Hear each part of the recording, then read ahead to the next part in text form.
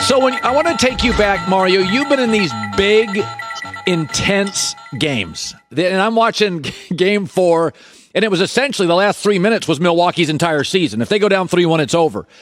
And it's interesting because, Mario, when you played for the Heat, you had a veteran team. LeBron had been around. You were actually fairly young. Battier had been around. Mike Miller, D. Wade, Udonis Haslem. It was an old veteran team. Phoenix is a bunch of kids outside of Chris Paul and Crowder. And part of me, Mario, thinks, man, are they going to be able to close this thing out? Like, young guys in these big spots.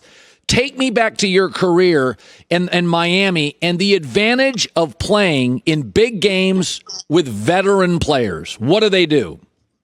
It's all about experience. I think that's the biggest thing. For us, going into our first finals versus Dallas Mavericks, the only person that had been there before was probably D. Wade and Udonis Haslem. So, yeah, going into there, we didn't really know what to expect. So it was a little different challenge. And then going into year 2 when we played OKC, we had the advantage over them because we had just been from the finals, and we knew the hunger, we knew the chip that we had on our shoulders, and we knew the extra work that you have to put in to get there.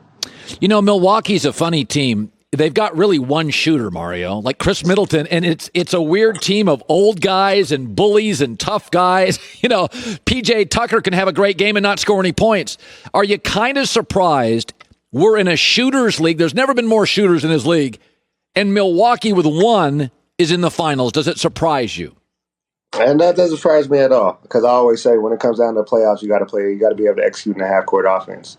And Milwaukee's such a good defensive team. Their length is bothering everybody. They're bothering teams, and they're bothering the guards of Phoenix, and they're being physical with them. So Phoenix just has to figure a way to figure it out. And Milwaukee just keep playing the same way, and it's going to be a tough series. Phoenix was a team that had all these young players, and then Chris Paul comes in. And Mario, you played with LeBron. LeBron's demanding. I remember going to Heat games and watching LeBron yelling at teammates during the timeout and barking. Chris Paul can bark. He can be tough. It has worked with this young Phoenix team. Tell me when you play with LeBron and you get a very verbal, outspoken guy, and you were a younger guy, is it tough? Did you enjoy it? Did you like it? Did it help?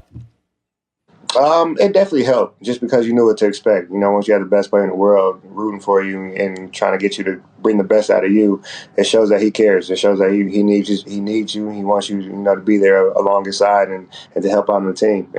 And, for me, I never wanted to be the weak link on the team. So I was right there pushing myself, just trying to keep up with those guys and do what I can. Who do you like? 3 games left, tied at 2 games in Phoenix, 1 Milwaukee. Mario, who do you like going forward and why? I still say the Suns. I've been saying the Suns since the playoffs started, just because I like the chemistry of their team. And like I said, I've always been a Chris Paul fan. He's been a mentor to me since I came into the league, and I just think his basketball IQ and the way he controls the game, I think he's going to be able to figure out and be able to dictate and be able to get Phoenix back on top and get him going the right way. So Chris was a mentor to you early. Do you remember the first time you met him? Where were you at?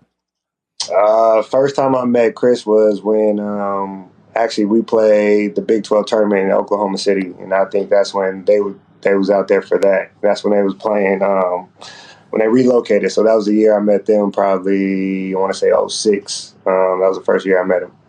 So a couple other stories. Let's talk about Damian Lillard on the trade block.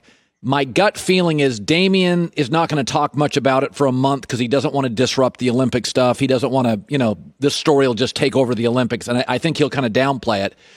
But with Damian Lillard, he is a smaller athlete. He's not a great defender. If you were Philadelphia, how valuable do you think Dame is in this league? I think he's very valuable.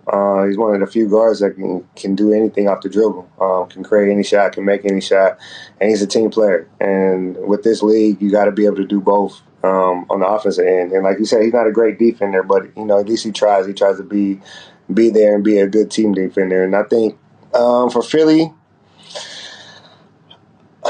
I don't know. It'll be interesting to see how him and B will work together. I think they could be a big dynamic with those two in a pick and roll and the way they can execute and play off each other. But just on the defense end, how good would they be together? And that'd be the big thing trying to figure out for Philadelphia. Is it interesting, Mario? You could shoot a jumper. There are certain things you can teach a guy to do. You can teach a guy to be a better defender, a better team defender. But there are certain things, like to me, shooting and passing, that are somewhat like natural. Like some guys just naturally they just see the floor. LeBron was that, sees the floor. Ben Simmons literally was terrified to shoot this year. Mm-hmm. Did you ever see in your whole career a guy that could not shoot and then became a decent shooter? Is it possible? To me, I think it's possible. I think the biggest thing with Ben Simmons is confidence. Once you get your confidence going, you're able to knock down any shot. And, you talk to anybody that can score, any shooter, and that'll be the main thing they tell you. So for him, it's just getting his confidence. Because you watch him in the summertime, he's knocking down jumpers. He's doing that from the outside. And when he gets to the league, it's just a different ballgame. So it's just for him being a mental thing, getting his confidence right.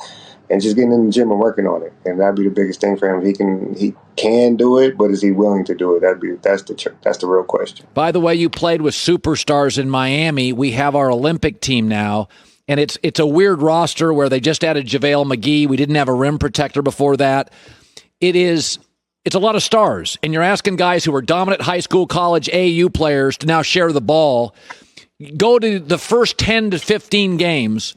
LeBron, Bosh, Wade, all these guys. Is it hard? You would think the more good players you have, the easier it gets. But was it hard for that first 15 game to figure out, okay, who's taking the shot out of the timeout? Who's taking the shot? Go back to those first 15 games in Miami with the super team.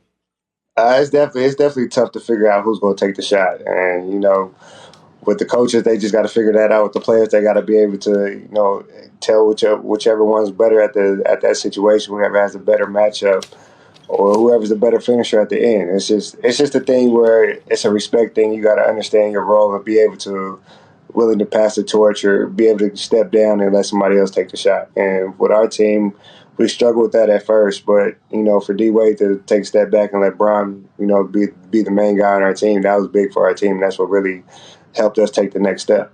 By the way, you tweeted 3 days ago you want to work out with the Lakers. Were you serious? Definitely serious. You still in shape? Definitely still in shape. I've been playing the last couple years in Greece, so it's not like I haven't been playing. Playing in the Big Three right now. Still staying in shape. And for me, I just think with my knowledge and the way I've been in any basketball situation, I think I can help any team, not just the Lakers, but for them to say they're looking for a playmaker, somebody that can make a difference on the court. That's always been my role with the Heat. That's always been my thing with the NBA is being a difference maker. So I feel like I can still do that. By the way, I had a friend just go to Greece. He told me it was the greatest time he ever had in his life. Do you like playing over there? I did like playing in Greece. Greece is very nice. A great country. Yeah. Good luck to you, Mario. Continued success, and thanks for coming on. Thanks for having me, Colin. Appreciate it. You bet. Mario Chalmers. Hi, everybody. Thanks for watching. Subscribe here to get the latest from the show. Also, be sure to check out more of the best clips from The Herd or go watch a few segments from other shows on FS1.